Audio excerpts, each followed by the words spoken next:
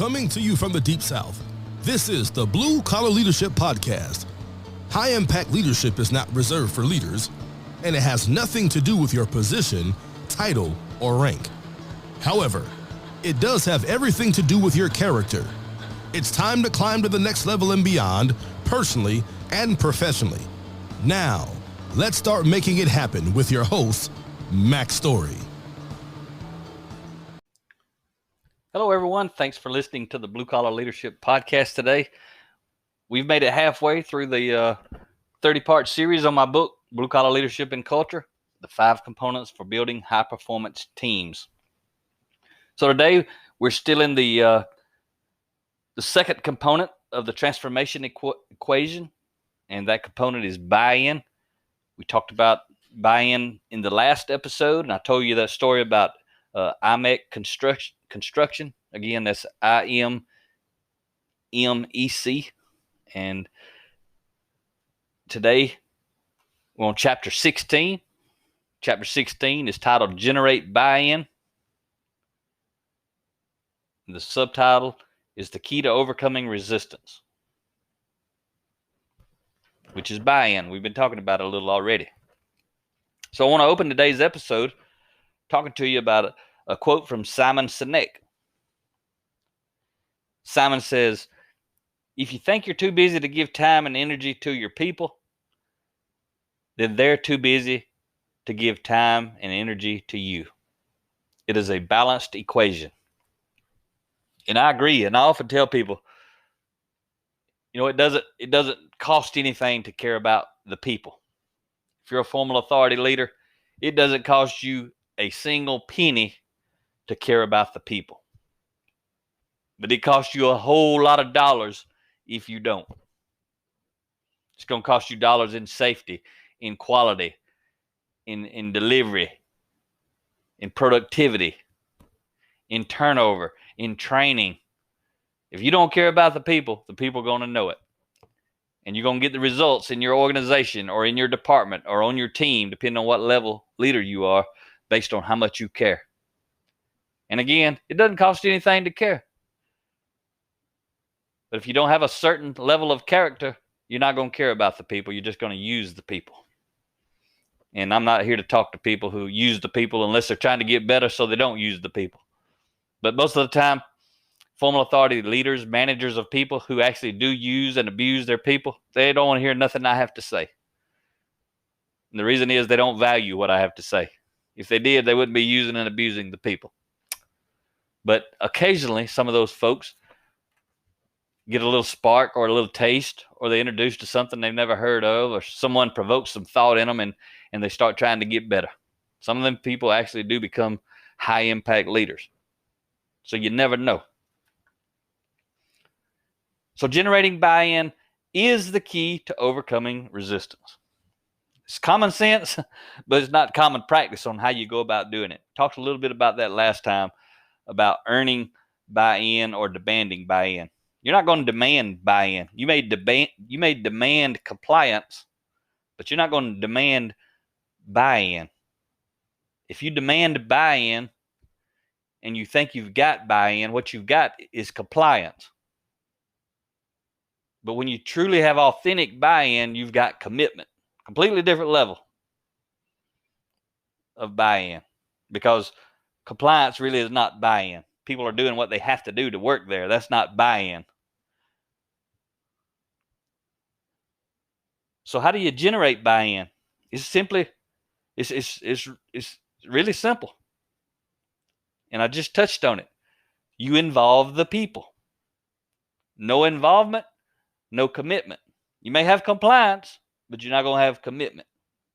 If you want your team to be committed, involve them in a meaningful way. And if you didn't listen to the last episode, you got to go back and listen to it. If you're interested in generating buy-in, you got to hear me talk about Mack construction and how they're engaging everyone. See, when I said engaging everyone before, now because of what I'm teaching you, I could say they're involving everyone. Everyone has been invited to participate. They're not forcing anyone, but they're involving everyone. Even the ones who don't participate, they've been involved, and they chose not to participate. They didn't want to be involved. They chose to remove themselves. And they may not have done that literally yet because we're just in the initial phases. So there's time for people who are coming into the room, who are learning and growing, to go out and influence those people, to get those people involved. I always tell people, give people time. If you've never done this in an organization and you start, and you're going to, I had a gentleman come up to me last week or a couple weeks ago when we were at our second training session talking about the culture book with Mack Construction, and we were there for the second time. One gentleman come up at the end. He said, Mack, I'm going to be honest with you. He said, I got a lot out of that last session, but I got worse. And I loved it. I loved hearing him say that because he was humble. He was authentic. He was secure. And he was honest. He said, I come to your session last time and it was good. And then I went out for the last month. I've been worse. I said, you know why you were worse? First, you got a lot of work to do on yourself. And we already know that. And he knows that. I said, but the reason you were worse to your team is because you see things different. Now you expect more. Now you have a higher level of awareness. And now you got to even work harder on yourself, not to look out the window and blame them, but to look in the mirror and become a better leader and example and role model for them. So I just loved what he had to say. And it was a great learning moment. And he was up at the table getting a copy of my book, 10 Foundational Elements of Intentional Transformation, How to Become Your Best Self. He's wanting to know, how do I get better? I said, hey, that's the book you need to read. We hadn't got to it here yet, but we're going to get to it later. But you don't have to wait. I said, Bruce says you can get a free book. That's the one I'd recommend for you. And he carried it off with him. Pretty good stuff. He was a humble leader. You know, people reported to him, and he had got worse after coming to the first session. But again, it was because of his expectations were higher and his level of awareness was higher. But he hadn't improved a whole lot yet. So he could see out the window, but he hadn't looked in the mirror real good. Now he's got to work on himself. But he knew that, and he was searching. He was wanting more help because he is 100% bought in. That's awesome. So how do you involve the people in a meaningful way? We talked about no involvement, no commitment. If you want your team to be committed, involve them in a meaningful way.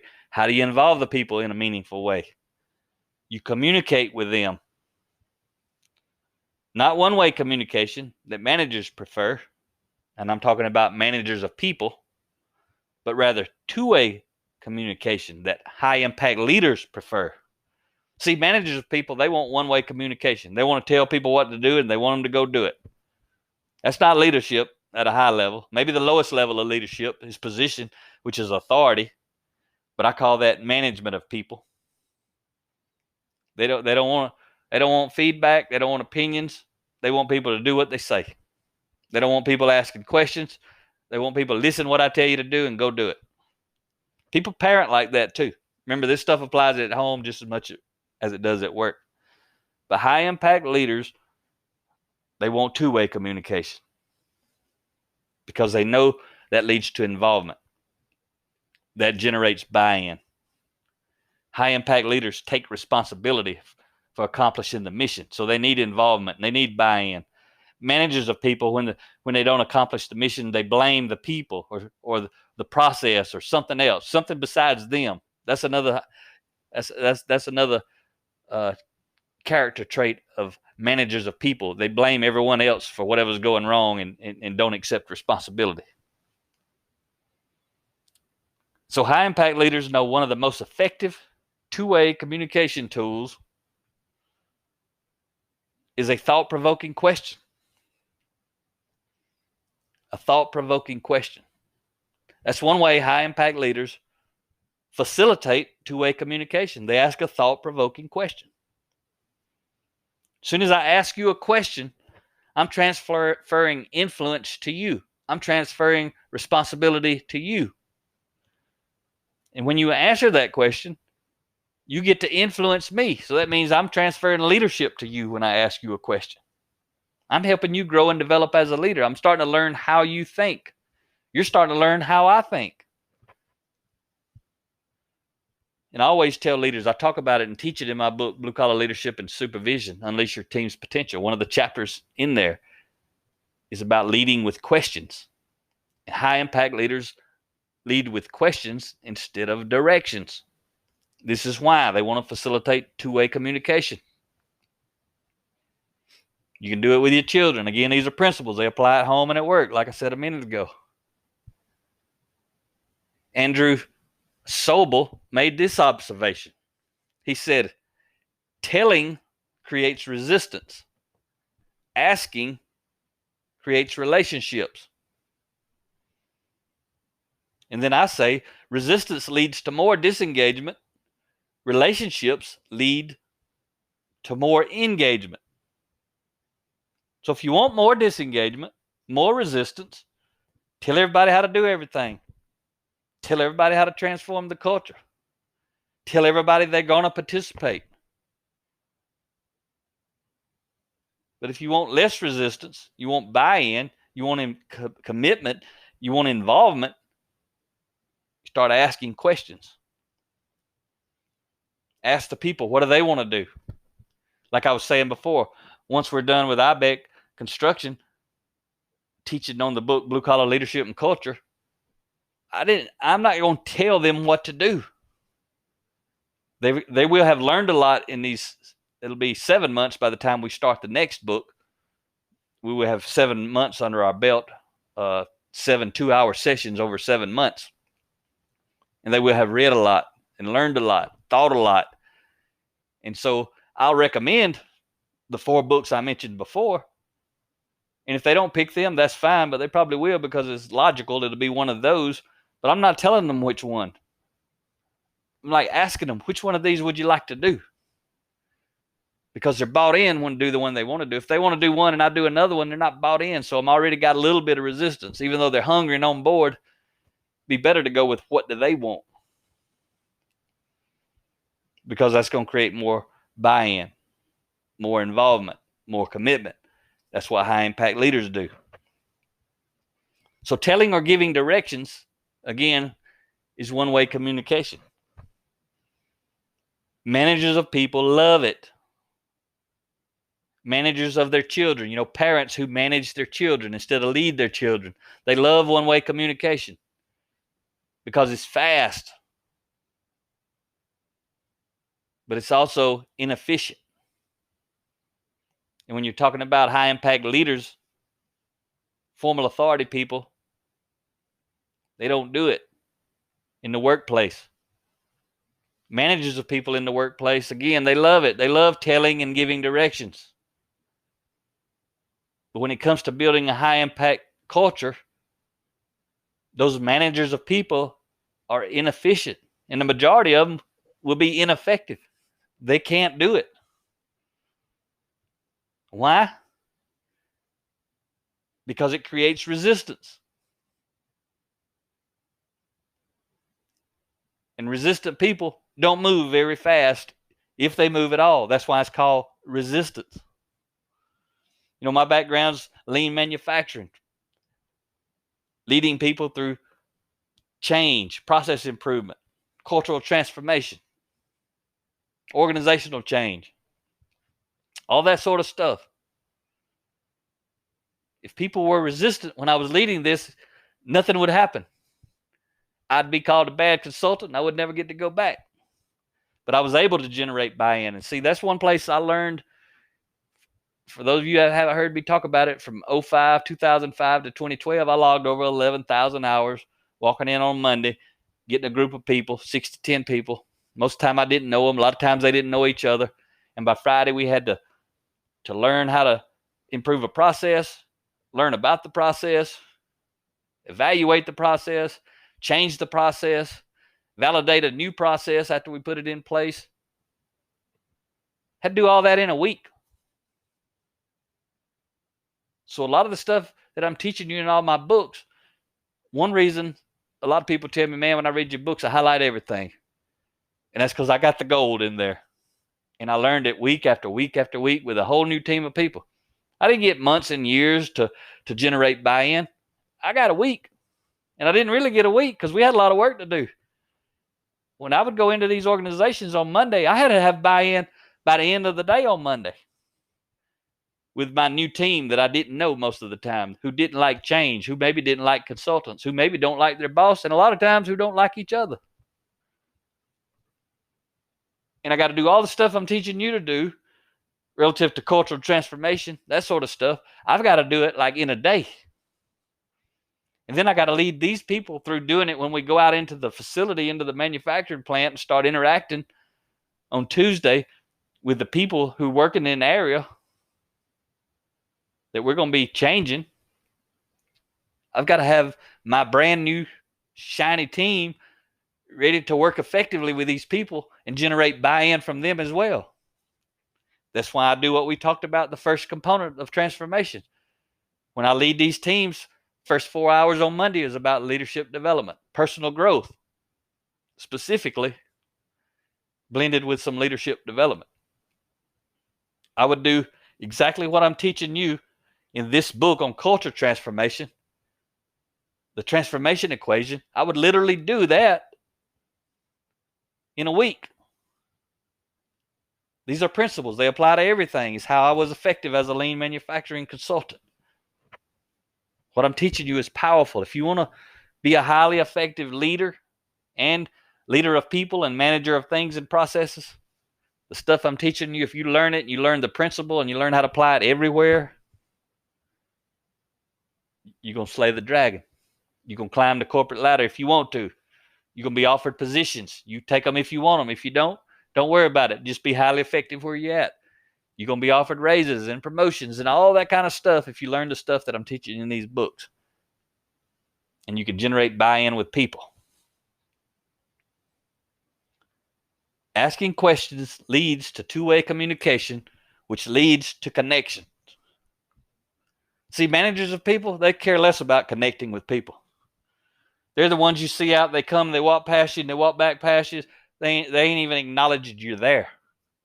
They may try to look busy on their phone, or they got their head down, or they're in a hurry, rushing, look like I'm in a hurry so nobody will interrupt me. You know these managers of people. They're out there. They're everywhere. They ain't worried about connection.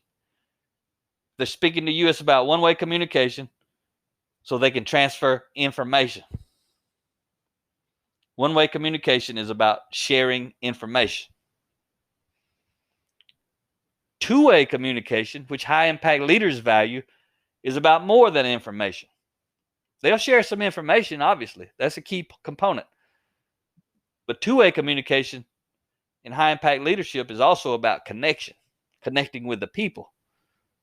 Because when you make a connection, you're positioned to lead others through motivation, inspiration, and transformation. It's powerful. I want to share a quote with you from my good friend and mentor for the past 5 years. I share about him fairly often. His name's Jimmy Collins. He's the former president and chief operations officer, COO of Chick-fil-A. And he retired in 2001 with basically 33 years of service. He's got an amazing book called Creative Followership in the Shadow of Greatness, where he talks about following Truett Cathy for those 33 years as the two of them together built Chick-fil-A into a $1 billion organization, which is what it was in 2001. It's about 11 billion plus now, but that's when Jimmy retired. So that's what they had done together. Jimmy says this. I got this quote out of his book, I'm sure. He says, a good route to executive failure is to be a part-time role model.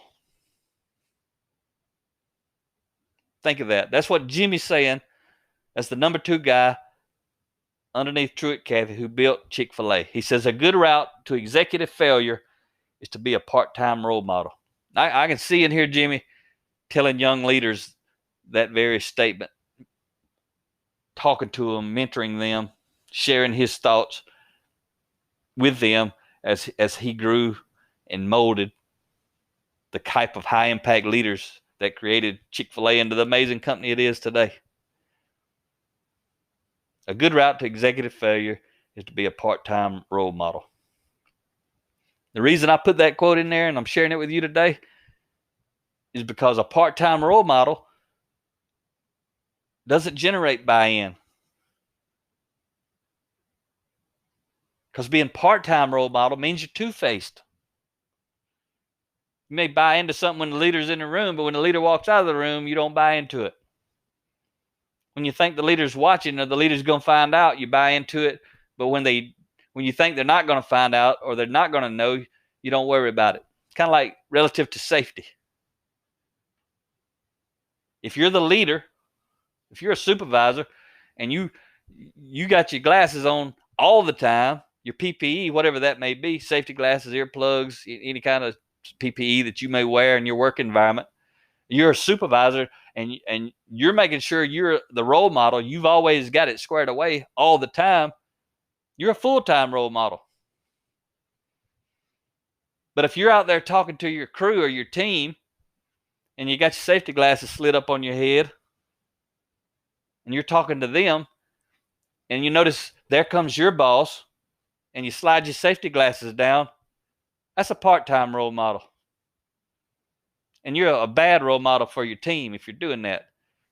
Because if you expect your team to wear their safety glasses when you're not there, guess what you need to be doing when your boss is not there? You need to be wearing your safety glasses. I see what I'm telling you. That's a simple example. I see part-time role models. I've seen them for years and years. You've probably seen them for years and years. All over the country, I've seen them. When I'm working with these folks, I see a leader talk about you got to have your safety strap on when you get in the lift, and some reason I see the leader in the lift without the safety belt on. Maybe they don't have a safety belt. The leader says we can't get up there without the safety belt. You can't get up there, so I'll do it. I'll get up there since we don't have it. So now what the leader's saying is I don't have to do it when my leader's not around, because if his leader was there, he wouldn't do it. But since the leader's not around and he is the boss, he can override his team and say, well, I'll get in there, I'll do it. Or I've seen a leader climb on stuff. And I've had other leaders standing beside me when they're watching another leader climb on something. I just got something in my mind. I'm not going to talk about the details, but a leader's climbing up on top of tables and on top of things to reach something up on a wall. And some other leaders are standing with me and they're talking about how bad of an example that leader is being. Because all the employees were standing around in this specific situation. And everyone knows that's not safe. None of the employees should be doing that. They actually could potentially get written up probably if they were caught doing that. And here's a leader who's not going to get written up, who's actually doing it. That's a part-time role model. But relative to culture, leadership development culture, personal growth and development, you see a lot of part-time role models.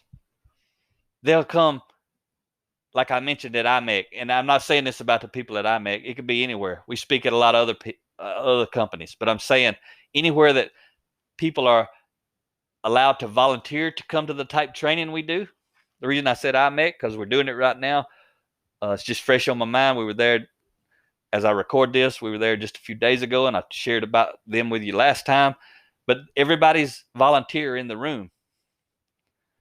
But see, this is, and I'll talk to them about this in the next session because it applies. And I'll definitely talk about them when I'm teaching this chapter live with them, because that's when it'll be time to talk about it specifically. But what I already know is if there are any formal authority leaders who are volunteering to come to this type of training because they're afraid not to, they're being a part-time role model. If they're coming to this kind of training just so that their leaders see them in the room, but they're not really reading the books and learning it, trying to get better. They're not learning this content, teaching it to their team. And number one, learning it to be a good role model for their team. They're just being a part-time role model. When it's time to volunteer to go to leadership training, they volunteer. But when it's time, when their leaders are not there and it's time to actually implement leadership development within yourself and with your team and they're not doing it, that's part-time role model. This happens a lot, and it slows down cultural transformation tremendously. Because part-time role models relative to leadership, high-impact leadership, they're basically being fake. They're not authentic. The only reason they come to the training is because they want their leader to see them in the room. That's why I told you last time it was so awesome to hear Bruce, one of the owners of the company, tell everybody in the room, if you do not want to be here, do not come. He understands what I'm talking about right here. He understands what Jimmy Collins was saying. A good route to executive failure is to be a part-time role model. He didn't say that, but he knows that. But he's giving everybody time to grow. But I'm telling you who has the least amount of time relative to this, relative to be a part-time role model when you're leading cultural transformation, and especially when I'm talking to the top leader right now. If you're a former CEO or super high-level leader or owner of an organization, when you start down the path to cultural transformation, you need to have a talk with all your formal authority leaders. Talk about, if you want to be a part-time role model and you only buy into this when I'm in the room or you think I'm watching, your time's going to be limited, because I need full-time role models. And I'll tell you this, if I'm the leader, if I'm the owner, if I'm the CEO, the higher up the org chart you are from the bottom, the less time you're going to have to become a full-time role model. Because I know how important it is. If I'm letting my leadership team be part-time role models, me as the owner or the CEO, I'm losing integrity with everybody who's watching, because I'm allowing it. I'm co-signing with everybody. It's okay to be a part-time role model.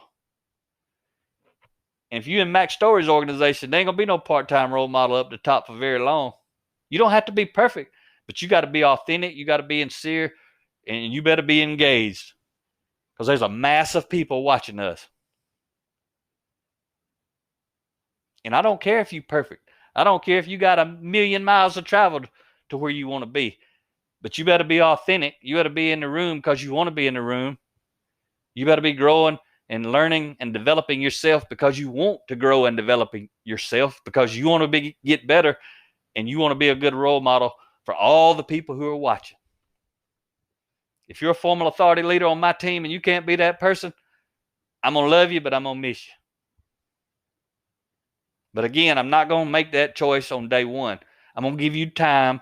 I'm going to teach you. I'm going to make sure you have an example. I'm going to tell everybody in the organization what a part-time role model is. I'm going to tell them that early so they understand, what does that mean? And I'm going to let them know, I know if you're on the front lines working hard, I know you got some part-time role models out there. That's why we're doing this cultural transformation to begin with. We need it. But just like I'm going to give you time to grow and develop, I'm also going to give these leaders, formal authority leaders, time to grow and develop. But they ain't going to have much time as you. And see, everybody's going to know what everybody knows. We're going to all be in this thing together. And I'm going to tell them, I don't expect perfection. I just expect authenticity. If you don't want to be on the team, let me know. You get off the team. Right now, if you don't want to be today, I'll give you a good recommendation. You can go. You don't tell me that, but you really don't want to be on a team. You want to be a part-time role model for the next 6 months or a year just to hang on a little longer. You probably ain't going to get that good recommendation 6 months or a year from now, unless you've joined the team. But if you join the team, you're probably not going to be leaving. You're going to be on board. You're going to want to stay and grow and develop. All right, so I got a little wound up talking on that at the end, but this part-time role model thing, it drives me nuts on the inside. People don't see it, but I see it. And these part-time role models, they think they got everybody fooled. They ain't got nobody fooled but themselves, thinking they got everybody fooled. You know it. I promise you, whoever you are, you know exactly what I just told you. These people paying lip service to leadership development when it's in the organization, everybody knows who they are. That's why the top leader or that person's leader is losing integrity when they don't do the right thing. Hope you enjoyed today's episode. Talk to you next time.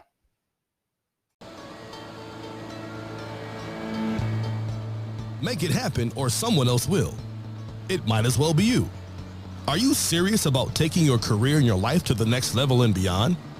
Check out Mack Story's Blue Collar Leadership series books and others, now available on audio, along with paperback and ebooks at Amazon, iTunes, and Audible.